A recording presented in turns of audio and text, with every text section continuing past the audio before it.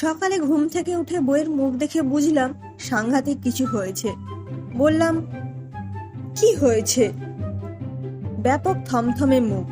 বলল, একটা ভয়ঙ্কর স্বপ্ন দেখেছি একদম ভোরবেলায়। স্বপ্ন? তাই বলো, ভাবলাম কি না কি হয়েছে। বললাম, কিসের স্বপ্ন দেখলে, আরশোলা না মাকড় স্যার? বউ চোখ পাকিয়ে বলল, বললাম তো ভয়ঙ্কর স্বপ্ন, খুব ভয়ঙ্কর। দেখলাম বাবার আবার বিয়ে হচ্ছে।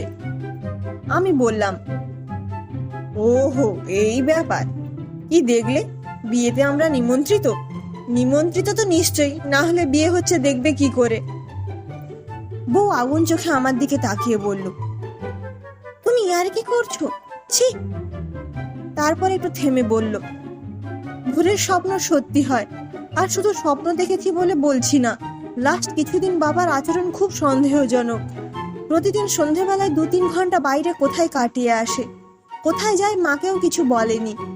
আমিও জিজ্ঞেস করেছিলাম, হেসে উড়িয়ে দিল।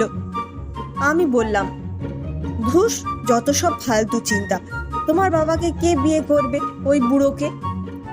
বউ বলল, করবে করবে। শোনো, একটা কাজ করবে, বাবা উল্টোপাল্টা কিছু করছে কিনা জানার চেষ্টা করবে, করো না প্লিজ। বলতে বলতে বউয়ের গলা ভেঙে গেল।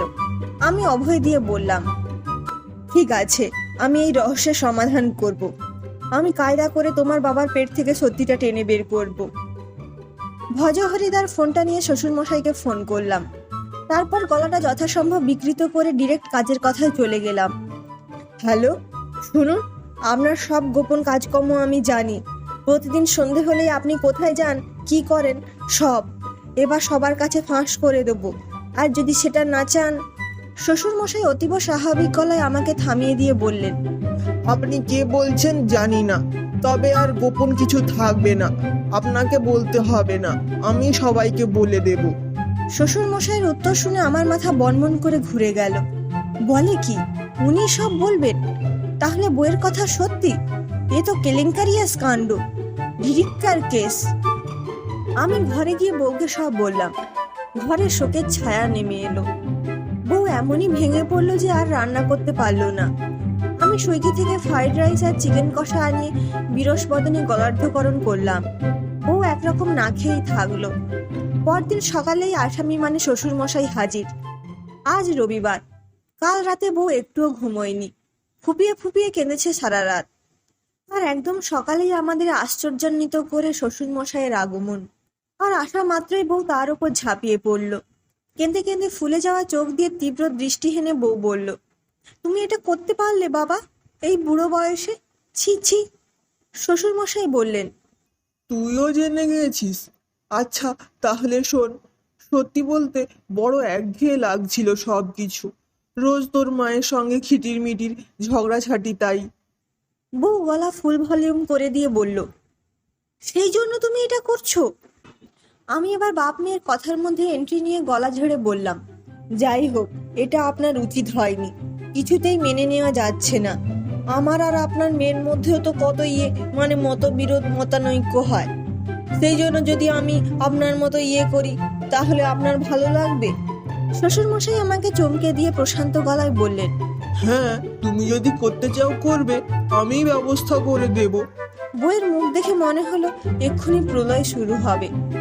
বলল, তুমি তুমি ব্যবস্থা করে দেবে? বাবা হয়ে এটা বলতে পারলে? তুমি কি চাইছো, আমি সুইসাইড করি? ওগো শুনছো, দড়ি বা ঘুমের ওষুধ যা হোক কিছু দাও আমায়। সর্বনাশ, এ তো দেখছি খুব খারাপ দিকে যাচ্ছে ব্যাপারটা। শ্বশুরমশাই অবাক হলেন এতক্ষণে। বললেন, এই জন্য সুইসাইড করবি তুই? বউ বলল, তাহলে কি তুমি মনে করছো আমার বর আবার বিয়ে করতে যাবে, আর আমি তার ধুতির কোঁচা ধরে পেছন পেছন যাব? শ্বশুরমশাই বিস্ফারিত চোখে বললেন, বিয়ে? কি বলছিস তুই? বিয়ের কথা আসছে কোথা থেকে? আমি তো নাটকের কথা বলছি। আমার এক পরিচিত একটা নাট্য সংস্থার সঙ্গে যুক্ত, সেই বলল, দাদা নাটক করবেন? এক বৃদ্ধর রোল আছে, তো একঘেয়েমি কাটাতে রাজি হয়ে গেলাম। রোজ সন্ধেবেলায় রিহার্সাল হতো। কাল নাটকটা ইউটিউবে আপলোড করা হবে। তোদের সারপ্রাইজ দেবো বলে আগে থেকে কিচ্ছু বলিনি। বইয়ের চোখ বৃহদাকার ধারণ করলো। বলল, নাটক? তুমি নাটকের রিহার্সালে যেতে? সংসারে শান্তি ল্যান্ড করেছে। কচুরি খাওয়া চলছে। কচুরিটা বউই বানিয়েছে। খেতে খেতে বউ বলল, বাবা, নাটকে তোমার বিয়ে হবে? শ্বশুরমশাই মিটিমিটি হেসে বললেন। হ্যাঁ, হবে। সেই নিয়েই মজার নাটক। বউ আমার দিকে চেয়ে বলল, দেখলে তো, ভোরের স্বপ্ন সত্যি হয়। নাটকে হলেও বাবার বিয়ে তো হচ্ছে, তুমি তো মানতেই চাও না। আমি দীর্ঘশ্বাস ফেলে বললাম, ভেবেছিলাম শ্বশুরমশাইয়ের বিয়েতে কবজি ডুবিয়ে খাবো, সেটাই হলো না। বউ কটমট করে আমার দিকে তাকালো। শ্বশুরমশাই খ্যাঁক খ্যাঁক করে হেসে উঠলেন।